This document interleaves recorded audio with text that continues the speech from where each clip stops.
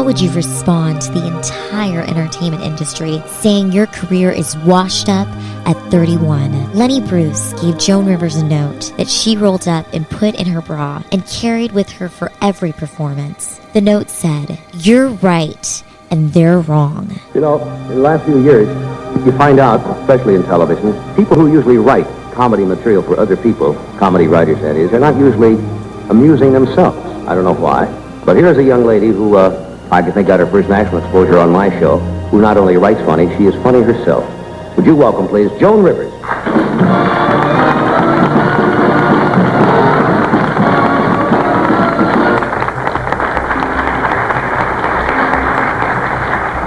Hey, I haven't seen you since New Year's. Happy New Year. Happy. Was it happy?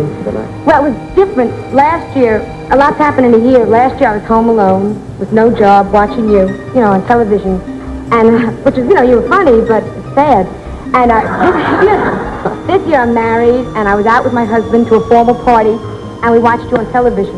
Oh, no. Yeah. Not really. All these formal people sitting around watching you. Well, I'm happy you said that. Her tense and twitchy confessions have been for a year now a refreshing change of pace from the usual sleep-talking nature of the Johnny Carson show. And this fall, she's begun a series of engagements with that monument of massive charm, Ed Sullivan.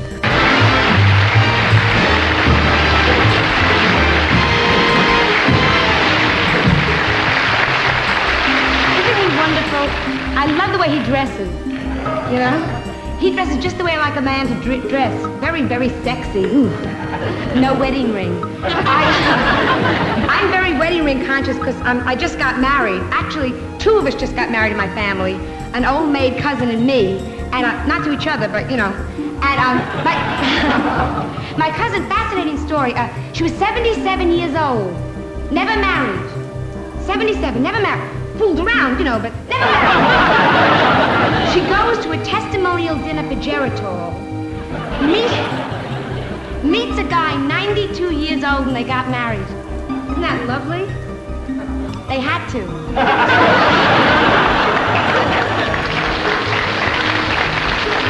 The LP that sold 21 copies in Canada, one of them to us. We thought you'd like to meet her, and so we asked her up to Canada. Joan, when did you make that record? Why? When? Oh, well, I made it a year, right after I started doing well and hit, as they say. Somebody came to me with money in front and gave me money. And I, for money, you do anything. So I made the record, and they lost money. The people lost money. They kept saying every time Johnny Carson holds it up, 10,000 people buy it. And we've disproved that rule completely. We better not let the sponsors know. It was Johnny Carson. Was that the first time you appeared as a performer, other than as a writer? Yeah, well, I used to walk. They have like the RCA building in New York, where you can walk past and be on television. So I was on television that way several times. On Today's Show. And just walk past and wait. But that was and I was on like a lot of closed circuit. But that was my first big show. And a lot of people thought I wouldn't get married because I don't know how many of you here are in show business, but it's very hard really to meet anybody in the business because everybody you meet is either married already or a dancer. And it's true. And the only one I was going out with till I married my husband was my hairdresser, Mr. Billis. Is it too personal if I say how's the marriage going? I mean, Yeah, thank goodness, okay. The problem when I get married, now I don't want to say this because I've been married. Mickey could give you some advice. Have you got up enough nerve yet to have people over and entertain without feeling awkward, Well, we had one person over so far, and, I moved, my husband's name is Edgar, and I moved into Edgar's apartment, which was a mistake. And, because it's a man's apartment, very masculine, a lot of leather and chains. And we've been married just like 3 weeks, and Edgar said, listen, I'm starting to get hungry. Why don't you make me something to eat? And why don't we have a friend over?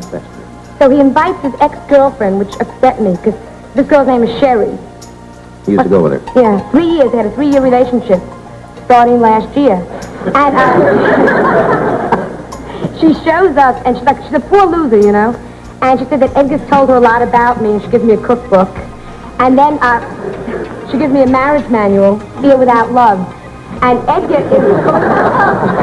It's hard to believe. Yes, it is. I'll go along with it. If you say so. I read it. All right. And Edgar tweets, like when going with someone, how polite they are. Like, when we first started dating, Edgar would run around, open the car door for me, and then we got engaged, and, you know, we each opened our own door. And now that we're married, Edgar runs, you know, makes me run around and open his door. And you feel like a fool because we don't have a car. Well, why did you become a performer after being a writer and a successful one? Too? Well, I was a performer first. And going back really to grade school, the first thing, I was in first grade and I played a healthy tooth in a pageant. And that started me. And I tried after Decay, but I didn't get the part. And then when I got out of school, I wanted to be a performer, and I was. Well, it was Second City, which did well around here. And then nobody cared, really, you know, there were great lapses. And I'd given it up, and I'd become a writer and was making a living. And then they asked me to go on the Carson show to discuss writing, not as a performer, and discuss my theories of writing, and I did, and they laughed, which hurt. So I became a performer again.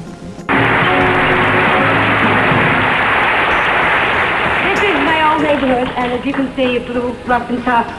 I don't know how many of you know about Brooklyn, but Brooklyn was very tough to grow up. I think I'm the only kid I know of that ever teased on a nightstick. The neighborhood bar used to serve children's portions, but even so, we were happy.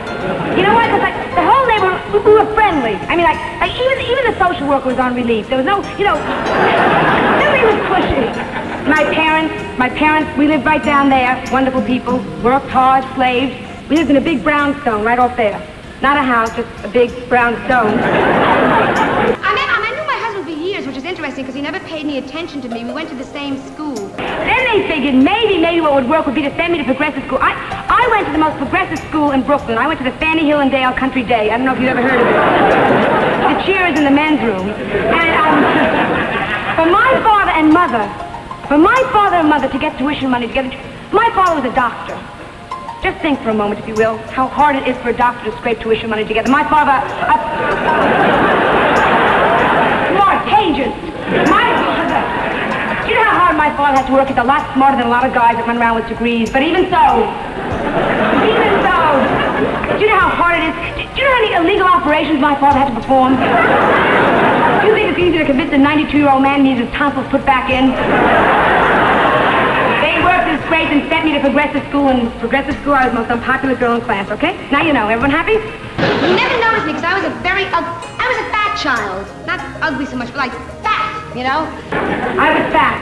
I wish I had a picture to show you. I was the fattest kid in Brooklyn. I don't know if any of you know what fat is, but if you could...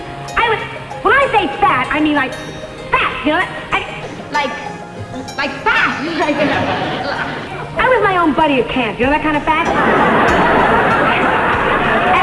They go, buddies, my hands would go up. Because I was so fat, I had no friends, because nobody could get close enough to me to find out I was fun. So I began to retreat very much into myself. And my father noticed it. My father's a very sensitive, gentle man, and he noticed, you know, I was turning strange, and he said to my mother, he said, gee, he said, the lump is turning strange. Right on the ball there. Joan Rivers is one of America's reigning authorities, you might say, on how to keep held together until a psychiatrist arrives. She manages to really hold on to things in spite of the terrific onslaughts on her nervous system. The beautiful Joan Rivers.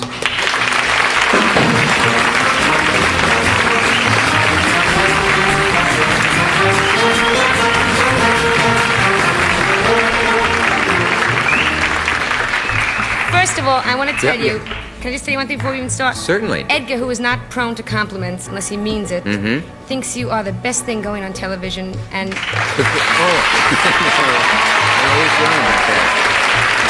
Pepper January, Comedy and Spice. Smart. Is that how you used to bill yourself? Yes. Or someone dug that up. That's somewhere. true. When I first got out of college, I got me a manager who said, you'll never make it under the name of Joan Malinsky, which is my real name, which hurt. And he named me Pepper January, Comedy with Spice. And I really did they would book me because you hear that name, you go like, boom. And Sure. I would be booked in places I can't tell you because you've never had to go through like, you know, strip joints. No. And I try to belong. I used to wear a G-string over my dress and everything. But, Weird. Strange. Yes. The Edgar's treating her like he used to treat me. Like, I asked him for a cigarette, right? And he's polite. He kicks the pack across the room. She asked him for a cigarette. He is up. I've never seen anybody move so fast. You know, he's like, up like a...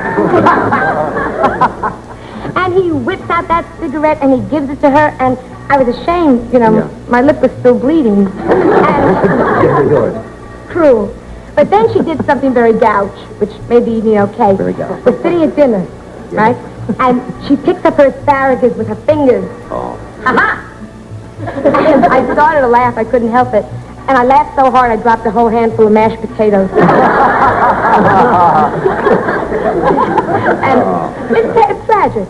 After dinner, he took her home, and he was gone for 2 hours, which upset me because she lives in our building. I don't know about this marriage. You're telling me before we went on, Joan, that there are things you can say in a New York nightclub that will just turn everybody right off. Completely, yes. You can't... Absolutely, you can talk about President Johnson. You can call him a half-wit, which I agree with. And you could talk about Mrs. Johnson, you know, and her stupid programs and everything. And you mention the name Kennedy. Even if you just say, one night Jackie Kennedy was in front of my club. I came in, and it's a big crowd, but facing the wrong way, which upset me. And because she was standing in front, looking for a taxi. So I came on stage, and I said, oh, Jackie Kennedy's out front with a date. And the audience rose up and said, she doesn't date, no, no. And I lost the whole audience. They got absolutely hysterical. Can't mention the Kennedys. Well, now, you just come back from England. Yes. They talk about the Queen. Yes. I'm used to talking about Queens, because, you know, I have friends in the village, Greenwich Village, but, see, now you can't talk about that too much. But, they talk about the Queen a lot with the establishment I saw. But I don't know if Americans are allowed to talk about the Queen. Go ahead. Well, she's okay, you know, what I saw of her. She doesn't look a thing like a stamp, which, you know, threw me. Because she's not all one color. But, you can't say, you know, like, we were talking politics one night, and my husband's English. And in America, you know, it's very confused. You don't know if you're a Democrat or Republican and everything. Edgar said in England it's very simple. You're either for the Queen the way Edgar is, or against her the way Philip is. She's very nice. She's very much of a homebody. I understand that in Buckingham Palace, which stretches, I've never seen it, but from the pictures big, it goes forever. Somewhere in one corner is a little apartment with one bedroom and a little living room and a kitchen. And she sits in front of the television set every night from 6 to 8. Yeah. Turns it on at 9, you know.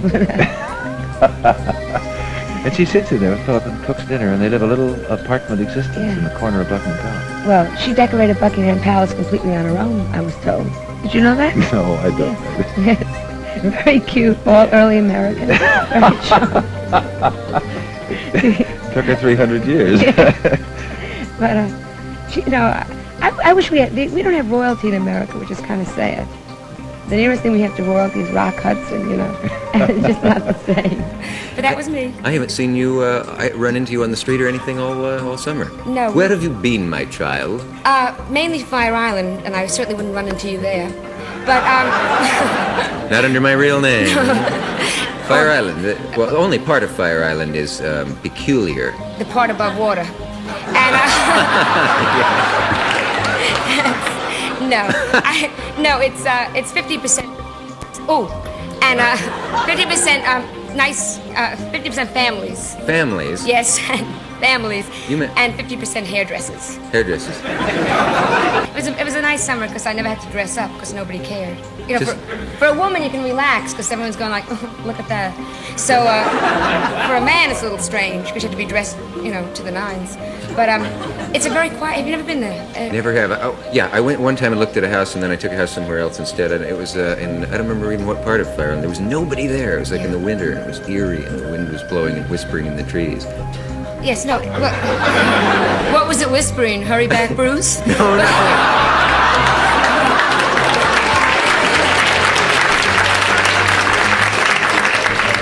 It was a weeping willow carrying a torch, is what it was. No, I haven't seen Fire Island as it is. It's lovely, and it's very quiet, and the nice thing is, which is really why we went, is that nothing ever happens there.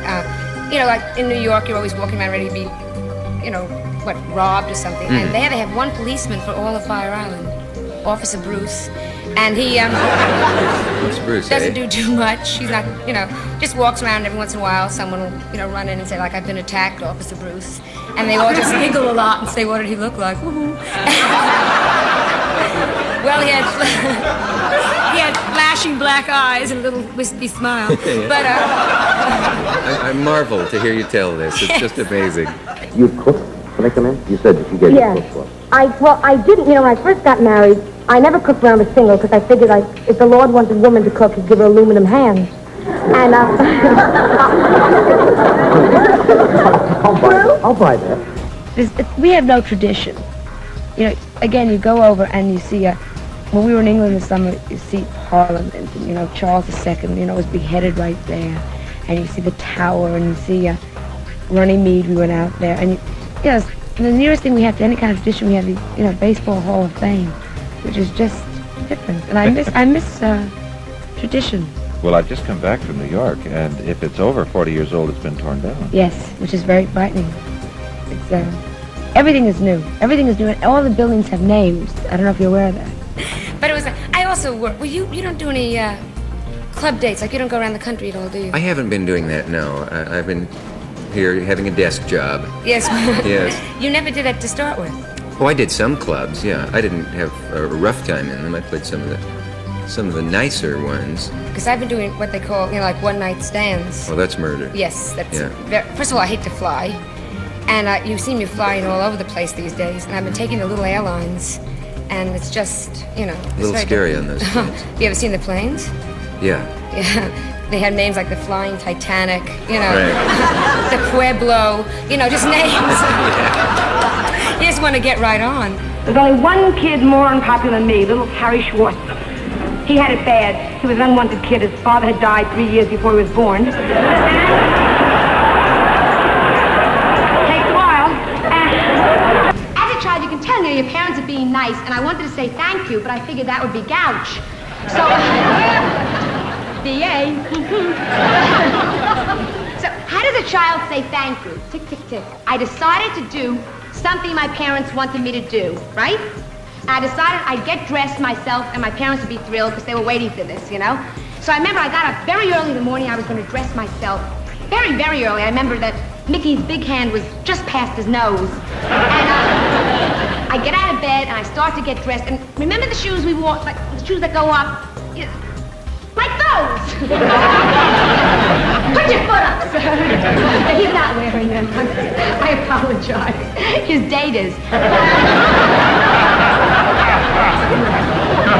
Wouldn't that be awful if you were?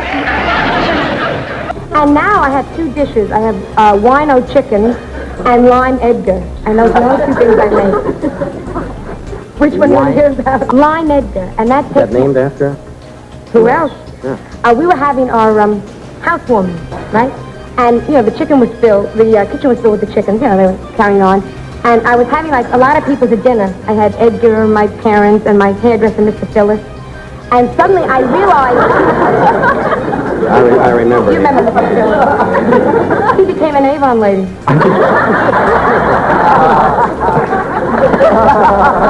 Good for him. His roommate's a meter maid. I did. There was times a girl was a girl named Marilyn Abrams, and she was popular. She was, that kind, popular, gorgeous, rich. When I say rich, rich. Her father had owned munitions factories during the war. You know that kind of rich? In Germany. This kid, rich. I've been doing the apartment over, so there's no rest for the weary dick this summer. I got a painter in. It's straight, like my mother used to do all this, and you never think as a child that one day you're going to be an adult and do it. And the guy looked nice. He was wearing, overalls that said Sweetore, and he looked like a painter. He had one ear. I figured, okay. And his name was Mr. Lieberman, so I figured, great, I'll appeal to him on an ethnic level. So I said, Mr. Lieberman, I'm Jewish. And he said, I'm German. Yeah, exactly. So we had a little trouble, and I wanted to do, which again, it's like this color. It's like a very soft beigey yellow, my living room. I thought it'd be very stunning. Yeah. And I said, have you ever seen The Desert at Dawn, Mr. Lieberman? And he said, only with Rommel. So, very sinister. Makes you wonder where he was in 41. Yes. So I gave him a piece of my hair, and I said, match this. And I went out to lunch, and when I came back, my entire living room was bright yellow with a black ceiling, which I thought very wrong. Tell Lieberman there's no room for bungalows in the system. We have to pause. We'll be right back. Stay there. We live in twin buildings, sister buildings, the Sodom and the Gomorrah. And it's upsetting because they fixed the Sodom up, you know. They bought the doorman a toupee, they redid the whole thing. And the Gomorrah, they don't touch, you can just go to hell, I don't care. Well, New York is really your town. I'm from New York. And you like it? Oh, I love it. I just played in Omaha, Nebraska, which is, you know, it's like a city and everything. And I've never really been sure there was in Nebraska. They had never seen a New Yorker before, I'll say, because they really, you know, I let them touch me for a quarter a touch. 35 cents I went out and blessed the crops. But on the whole, it was very good. Oh, well, tell me about lime Edgar. And for dessert, I was having something very simple, just lime jello. Yeah. Simple. And I have no place to make it, so I think, I better go into the bathroom, right? And I go in the bathroom, I turn on the taps of the tub, and I fill it up. Everything's fine with water. I get the jello, and I dump it in, and I'm stirring with a lamp. Very nice. And suddenly I realized jello forgot the garlic. So I run downstairs. Well, I'm a new cook, you know. So I run downstairs to get the garlic. Now, listen to this twist of kidney. All right. In the interim, Edgar comes home, goes into the bathroom, sees the tub, jumps in, falls asleep, right? I come home maybe 5 minutes later with the garlic to find a very stiff, upset husband with fantastic fingernails. Yeah, Jello will do that, yeah. I'm torn, like, I want to help Edgar, you know, but I'm having guests, and if I help him, I'll break the mold. So, I don't know what to do, you know, and Edgar's so selfish. I mean, like, nasty, like he's saying very selfish things like help and blub. Mm-hmm. And everything is happening. I don't know what to do. The doorbell is ringing. Everybody's showing up. My guest, Mr. Phil, some guy with a check for $1 million, you know, and I'm torn. So I figure, all right, I'll help Edgar. Well, Jello doesn't go down the drain. I don't know if you're aware of this. So I figure, what am I going to do? So I grab a spoon. I figure, that's it. I'll eat him out. I'm eating. I eat for 2 hours. I barely hit his chest, you know? And the guests already suspect something because they're not stupid. And they're saying, like, you know, where's Edgar? Have a fight? And it's like, don't worry, you'll see him by dessert. She had a box of Crayolas.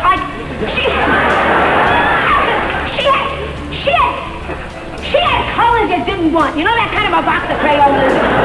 She had khaki. I had 3 lousy colors. I had red, green, and brown, or note that said missing yourself halfway. Joan, you make a fair amount of capital out of your marriage. How does your husband feel about this? Well, if anybody cares to listen, and nobody does, I never make him the butt of the joke, because he'd kill me. You know, it's survival. He doesn't like it. He's English, as I said, and he's very conservative. He wears pajamas with vests, you know, and he's very, very English and very proper. And we'll walk down the street and people say, "Hiya, Edgar," and Edgar goes, "Oh." But I never make him the butt. I'm so careful. I'll turn a joke around. I was thinking Phyllis Diller and Fang. Well, no wonder they broke up. Would you want to go to a party and have people say, "Hiya, Fang"? You know, it must have been terribly emasculating for him, I imagine. And his mother sued Phyllis Diller. Now, which kills me.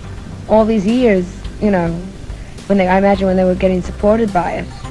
Then that was fine. That was fine. But now that they're divorced, and there's no more money, they sued. Edgar will do the same. And that's how your marriage is going? No, it's not too good. Oh. I don't get along too well with his friends. You know. Really? Problem with his friends? Well, I don't fit in, like, he's a producer, you know. Yeah. And all his friends are like these very beautiful wives, you know, like these tall, sexy, you know, like the legs never stop. You know, the women like the legs go like, legs. There's a belt that babies with you on the head, you know these women? You have trouble with Yeah, they're beautiful, you know, but dumb, but beautiful. but dumb. You know, like dumb. Dumb. Like I can't even spell it, you know. But nobody cares they're dumb but me. Like the husbands don't care. So anyhow, I decide I'm going to get dressed. So I get the shoes, and I get one shoe on, and I lace it up, you know. And then for a fat kid, you have to move everything over. Other shoe. And I laced it up. And then I got the leggings, and you get one legging and the other legging, and you go zip, zip. And then the suspenders. Oh, we were stunners, right? You get one suspender, click, and the other suspender, click, and this one would go up in your face. That's when a fat kid learns to swear. I would get my coat, and if it's last year's coat, and you're a chubby kid, you get the smart wimpy effect, you know? It was a big coat because I was going to grow into it. I got the mitten with the pin, and the other mitten with the pin, and the hat with the snap. And I was ready. And I went into my mother's room, and my mother took one look at me and hysterical. She dressed herself, and she takes me in to show my father. My father takes a look, hysterical. How copycat. She dressed herself, and they were so pleased with the way I looked, they decided to take me out to show me off to all their friends. And I think that day, in fact, I know that warm July day, my parents were very proud.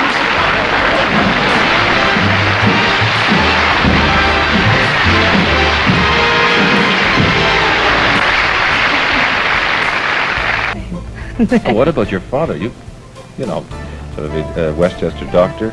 Yes, with no degree, which I brought out, which cut his practice in half. No, he loves it. My father's very cute about it. Because I used to work for him, you know, I put up a sign, pain hurts, and the whole thing, and he takes it very graciously. He has a sign in the office saying when I'm going to be on, and watch for Joan Rivers and the whole thing. Really? Yeah. And he must take some kind of a kid. Yes, he does. But in the beginning, he was a little offended because, you know, my father still works on the barter system.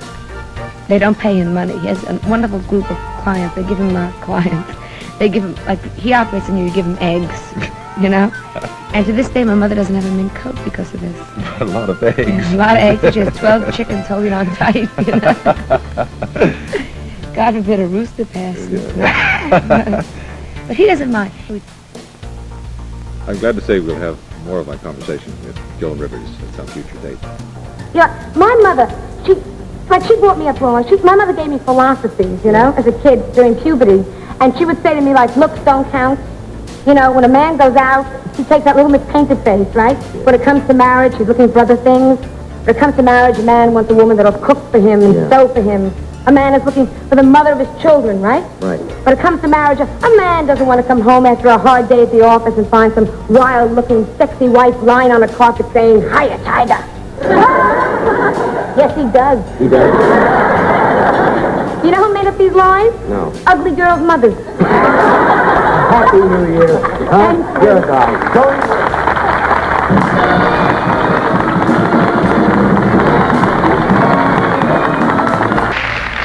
Joni, you know, it's so nice to see you again. Nice to see you, too. Remember those days back in New York when you used to call me up for a date? How could I forget? Hello, Joan. Hello, Vince. I'll be down to get you in a taxi, honey. You better be ready about 8:30. Now, honey, don't be late. I want to be there when the band starts playing. Remember when we get there, honey, the two-step, we're going to show them all. We're going to dance out both our shoes when they play those General Blues. Tomorrow night. Tomorrow night?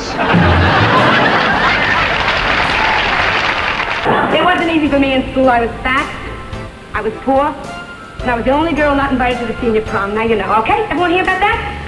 The only girl not... And our senior prom, we were holding at a Waldorf Astoria hotel. We went over to New York for that. We took over the entire grand ballroom. I decorated, looked just like a gymnasium. It really looked terrific that day. I was there working hard, putting up the school colors all day long. School colors were black. I remember I got home and no one had asked me to the prom. Hard to believe now that I'm so attractive. No one. meanies. Remember sitting in my kitchen with my father, crying. Yes, ladies and gentlemen, crying. Saying to my father, Daddy, why don't the boys like me? What's wrong? What's wrong? My father, always sensitive, always there, said, look, lump.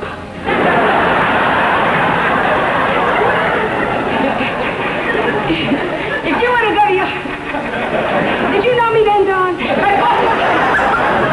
Look, lump. If you want to go to your senior prom that much, you dry those eyes. We'll get your cousin to take you. Exactly, your cousin. Can you imagine walking in with your cousin? I'll say the lumps with a cousin catch this one. The lumps with a cousin couldn't get a date. The lumps with a cousin, ah ha ha. The phone calls that went back and forth. My cousin didn't want to take me. She had her own date. The whole...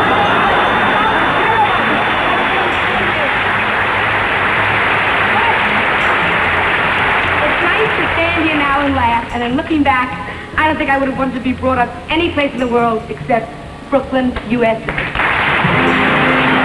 Will your joke stand the test of time 60 years later? Joan Rivers stood on the shoulders of her mentor, Phyllis Diller, by learning from her mistakes and elevated her comedy to unprecedented heights that haven't been approached since. Women didn't have the right to call themselves funny until this singular woman proved that a woman could be funny as anyone. The 1960s was the revolutionary era of comedy. Every comedian preceding was funny for their times. These are the comedians with acts that will age like fine wine. Bill Cosby, Woody Allen, Dick Gregory, and Joan Rivers took comedy into the modern age. Even Pryor and Carlin stood on their shoulders. The moment Joan stepped on stage, she was Johnny Carson's superior, and he knew it. Johnny was the TV host equivalent to Joan, taking hosting to the modern age. Joan was Johnny's heir apparent as the greatest TV host of all time. Johnny Carson interrupted comedy history with the ultimate betrayal. But yet again, Lenny Bruce was a visionary. They were wrong, and Joan was right.